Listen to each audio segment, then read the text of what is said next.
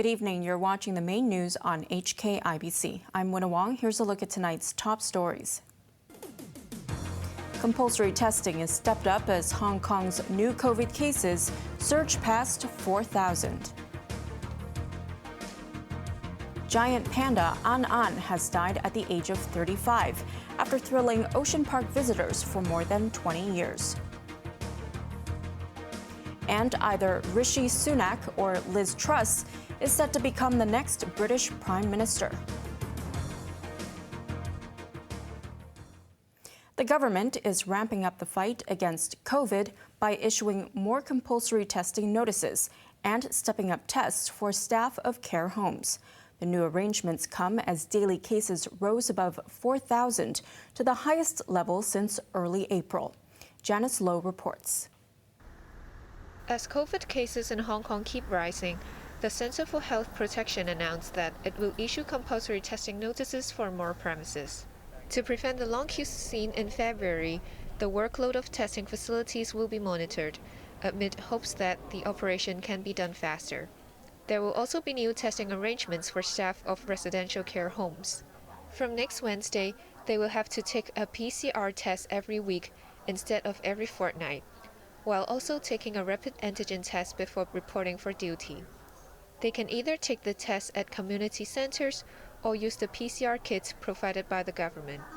From next month, visitors to the homes must be triple jabbed and will have to provide a negative PCR test result obtained within 48 hours prior to the visit.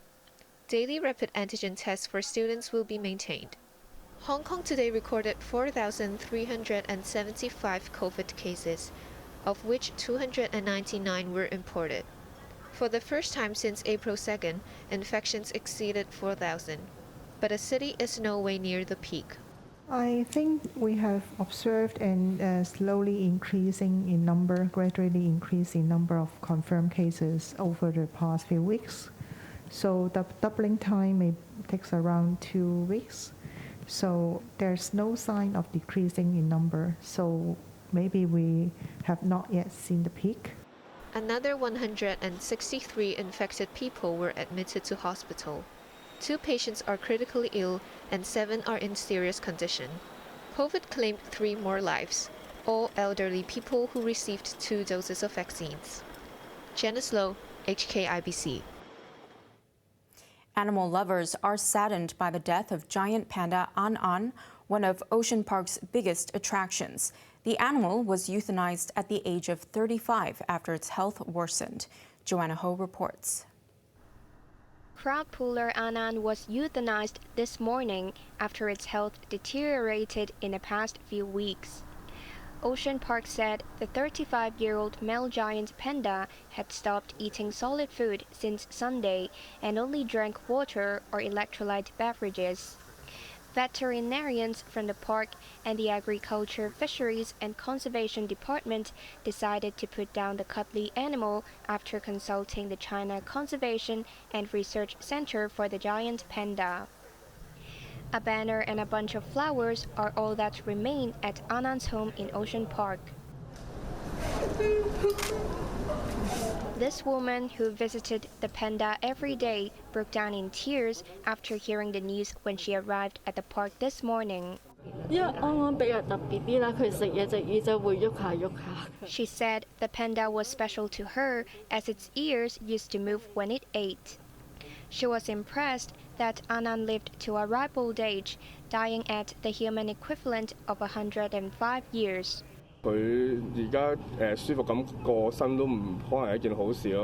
This man said euthanizing the panda was a good decision. Anan arrived in Hong Kong in 1999 at the age of 12, along with female giant panda Jia. They were gifts from the central government to celebrate the 2nd anniversary of the handover. Jia died in 2016 at the age of 38. The Culture, Sports and Tourism Bureau expressed its grief over Anan's death and thanked it for staying with the people of Hong Kong for 23 years. Anan, who would have turned 36 next month, was the world's longest living male giant panda under human care. Ocean Park has 2 pandas left, Ying Ying and its male partner Le Le. Hopes that they would have a baby have yet to be fulfilled. Joanna Ho, HKIBC. Police stepped up security in Yunlong Station this afternoon on the 3rd anniversary of the mob attack. Officers stopped some people outside the station and asked them why they were there. Police were also seen patrolling in the station's lobby. Superintendent Baron Chan, meanwhile, said the anti-government protests in 2019 affected police recruitment. But he told a Careers Expo that people now have a higher interest in joining the force as stability returned with the implementation of the national security law. Hong Kong's only non-establishment lawmaker is seeking to enhance the influence of the opposition camp. Tik Chi-yun said his party is looking to win the seats of legislators who resigned to join the government. Isaac Lee reports. Although the city's 90 legislative councillors are now on their summer break, there's no time to relax for centrist party Third Side. It's seeking to increase the number of non-establishment lawmakers. An opportunity opened when 4 legislators left to join the government, setting the stage for by-elections. Third Side chairman and social sector lawmaker Tik Chi-yun touted the possibility of cooperating with opposition counterparts to maximize the chances of winning, but said the result is not the key. We are looking for the winning of the election. If we consider that the election can promote the democracy and motivate more people to concern the political development in Hong Kong, it is meaningful. Tik admitted that the non-establishment camp is experiencing cold winds, but fighting for universal suffrage remains his party's goal. We are not want to satisfy one of the political camp. We do what we believe, and it can benefit the society, and it can promote the democracy, the daily livelihood of Hong Kong people. So we are not selecting a one direction. We are going the third way, right, and then we go ahead. Third Side noted that Hong Kong society is polarized. It urged the government to help mend relations between different sectors to restore harmony. The party said it is willing to communicate with all involved, including the central government and local officials, to seek opinions. Isaac Lee, HKIBC. The sentencing of 4 men who drove off in a car after threatening the driver has been adjourned to next month. The defendants, aged 18 to 29, had pleaded guilty to robbery earlier and were escorted to the High Court today to hear their fate. Their lawyer urged the judge to be lenient, as the defendants were young and had expressed regret.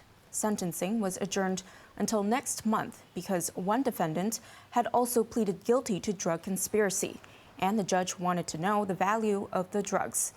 In April 2020, one of the defendants used a knife to threaten a motorist in Lau Fau Shan. All 4 fled in the car, and police fired a warning shot after they refused to stop.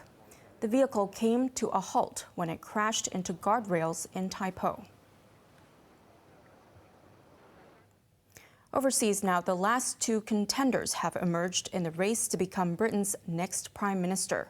As Rishi Sunak and Liz Truss start the final lap of the race, outgoing leader Boris Johnson said goodbye to the House of Commons with a famous line from a movie. Rishi Sunak and Liz Truss will be the candidates going forward to a final ballot of Conservative Party members. The announcement was made by Graham Brady, head of the party's powerful 1922 committee.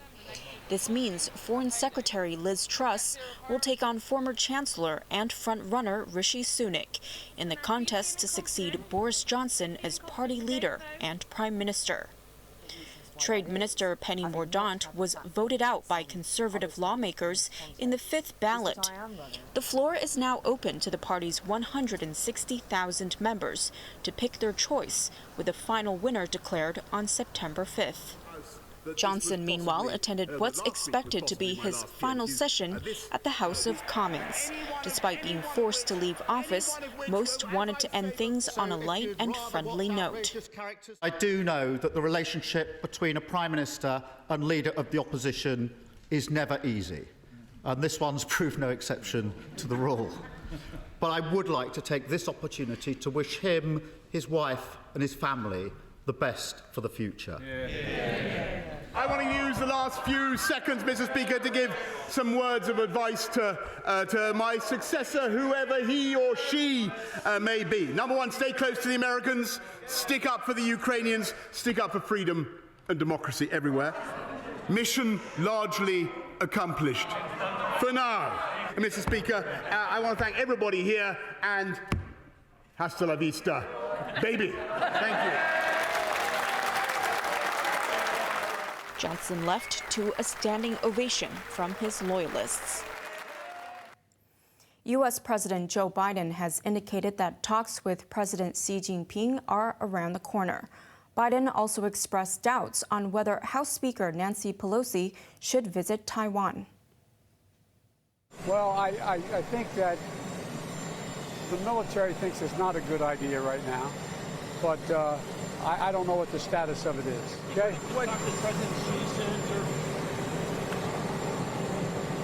I think I'll be talking to President Xi within the next 10 days.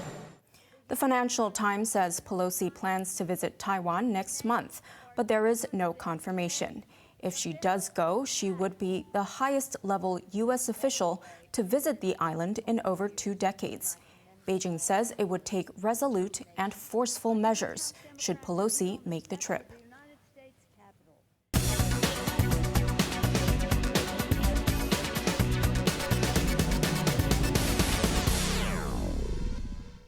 Mainland authorities have confirmed that they will fine ride-hailing company Didi 8 billion yuan for cybersecurity breaches.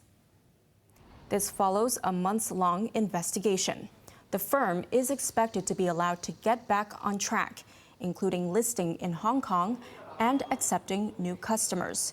China's powerful cybersecurity watchdog launched the probe last year, days after Didi listed on the New York Stock Exchange.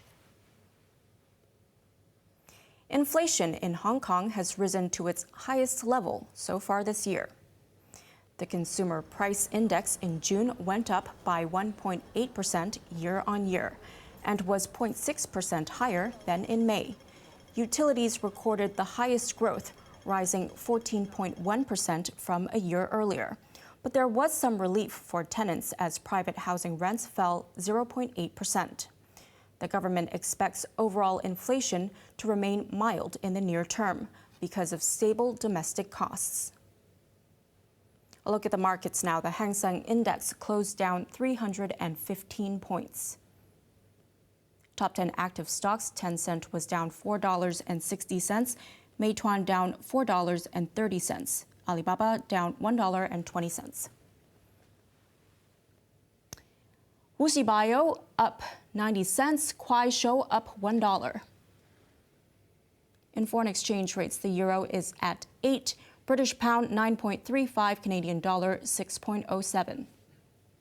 And in foreign markets, the UK FTSE is down 28 points. Finally, the weather. The heat spell is showing no signs of letting up. Temperatures will stay between 29 and 35 degrees in the coming days. Now let's take a look at the weather around the world.